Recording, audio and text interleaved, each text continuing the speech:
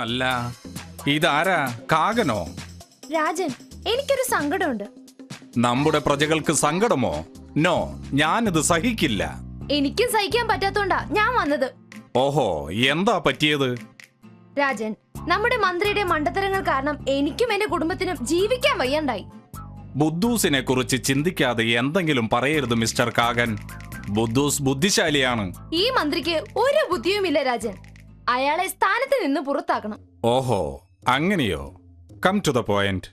എന്താ സംഭവിച്ചതെന്ന് പറയൂ, നാം കേൾക്കട്ടെ. Let me decide.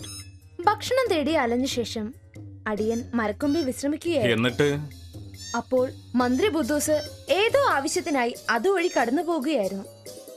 ഓ, ഒരു പക്ഷേ ടാക്സ് പിരിക്കാൻ പോയതാവും. അതെന്തോ ആയിക്കോട്ടെ, ഞാൻ ഇരുന്ന കൊമ്പിന്റെ അടുത്തായി ഒരു വലിയ തേനീച്ച കൂടുണ്ടായിരുന്നു. ബുദ്ധൂസ് മന്ത്രി അത് കണ്ടതും ഒരു കല്ലെടുത്ത് തേനീച്ചക്കൂട്ടിലേക്ക് എറിഞ്ഞു. അടിപൊളി, അടിപൊളി. ദേഷ്യം പിടിച്ച തേനീച്ചകൾ എന്നെ ആക്രമിക്കാനായി വന്നു. ഞാൻ ഒരു വിധത്തിൽ അവിടുന്ന് രക്ഷപ്പെട്ടു.